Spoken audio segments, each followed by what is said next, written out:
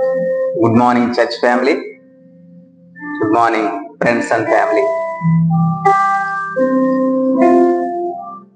ఈరోజు దేవుని యొక్క వాక్యమును మనము ధ్యానిద్దాం. హోషేయ గ్రంథము 6వ అధ్యాయము 3వ వచనం చదువుకుందాం. హోషేయ చాప్టర్ 6 and verse 3. యెహోవాను గూర్చిన జ్ఞానము సంపాదించుకుందాము రండి. యెహోవాను గూర్చిన జ్ఞానము సంపాదించుకున్నటకు ఆయనను అనుసరించుదము రండి. ఉదయము తప్పక వచ్చు రీతిని ఆయన ఉదయించును. వర్షము వలె ఆయన మన యొద్దకు వచ్చును. భూమిని తడుపునట్టి తొలకరి వర్షము కడవరి వర్షము వలె ఆయన మన యొద్దకు వచ్చును. దీని యొక్క వాక్యంలో రాయబడిన మాట ప్రకారము యెహోవాను గూర్చిన జ్ఞానము సంపాదించుకుందాం రండి అని హోషేయ ప్రవక్తతో ద్వారా మా దేవుడు మనతో మాట్లాడుతూ ఉన్నాడు. ఈ సమయంలో యెహోవాను గూర్చిన జ్ఞానము సంపాదించుకున్నటకు ఆయనను అనుసరించుదము రండి అని మాట్లాడుతున్నాడు.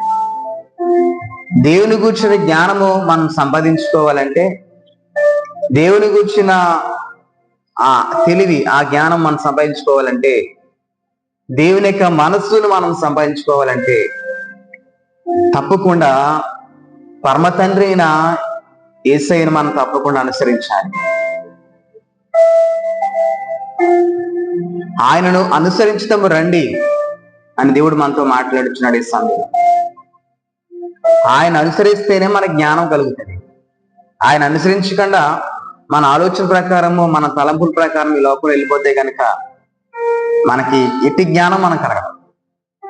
దేవుడు అనుసరించే వారికి దేవుడు జ్ఞానమును, తెలివిని, వివేచనను ఆయన ఇస్తారని ఆయన వాక్యంలో రాయబడింది.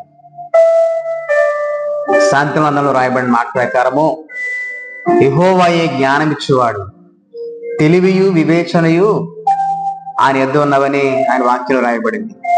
కాబట్టి తప్పకుండా మనము దేవుణ్ణి అనుసరించుదాం, ఆయన జ్ఞానమును సంపాదించుకుందాం. అలాగే మరొక మాట అక్కడ జ్ఞాపకం చేసుకుంటే, ఉదయము తప్పక వచ్చే రీతిని ఆయన ఉదయించును. ఉదయం తప్పక, రాత్రి అయిందా మరలా ఉదయం ఎలా వస్తుందో ఆ రీతిగా ఆయన తప్పకుండా మరలా ఈ లోకానికి వస్తాడు. ఆయన అన్నాడు కదా, నేను వస్తాను, మీరందరూ కూడా సిద్ధపడి ఉండండి ఆయన చెప్పిన రీతిగా. ఉదయం ఏ రకంగా అయితే మనకు వస్తుందో అటు రీతిగానే యేసయ్య కూడా ఈ లోకాన్ని తప్పకుండా ఆయన వస్తాడు ఆ నిరీక్షణ మనం కలిగి ఉండాలి. అలాగే మరొక మాట జ్ఞాపకం చేసి, వర్షము వలె ఆయన మన యొద్దకు వచ్చును. వర్షం ఏ రకంగా అయితే, వర్షం ఎటు రీతిగా అయితే వస్తుందో ఆ విధంగా దేవుడు మన దగ్గరికి వస్తానని ఆయన మనతో మాట్లాడుచున్నాడు. అలాగే భూమిని తడుపునట్టి తొలకరి వర్షము కడవరి వర్షము వలె ఆయన మన యొద్దకు వచ్చును.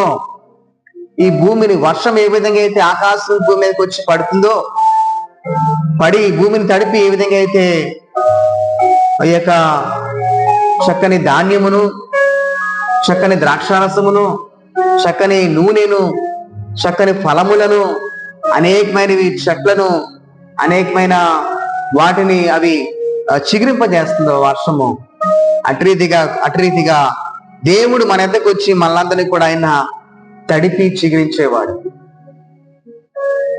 వాక్యంలో ఒక మాట రాయబడింది, ద్వితీయోపదేశకాండం 32వ వచనంలో దేవుడు ఆయన వాక్యమును వర్షంతో పోల్చాడు ఆయన. కాబట్టి తప్పకుండా దేవుని యొక్క వాక్యం ఒక నీరు వంటిది. మన ఆత్మీయ జీవితంలో వాక్యమైన నీరు లేకపోతే కనుక మనం ఫలించలేము, మన జీవితాలు అభివృద్ధి చెందవు, మనము జ్ఞానం సంపాదించుకోలేము. దేవుని గూర్చిన ఆలోచన, దేవుని గూర్చిన వివేచన మనకు అందదు. కాబట్టి తప్పకుండా ప్రియ సహోదరులారా, దేవుని సంగమా, దేవుడు మనతో మాట్లాడుతున్న మాట, దేవుని కూర్చుని జ్ఞానం సంపాదించుకోవాలి. తప్పకుండా దేవుణ్ణి యేసయ్యను మనం అందరం కూడా అనుసరిద్దాం. దేవుడి కొద్ది మాటలు దీవించి ఆశీర్వదించును గాక. ఆమేన్. Be the light. Thank you.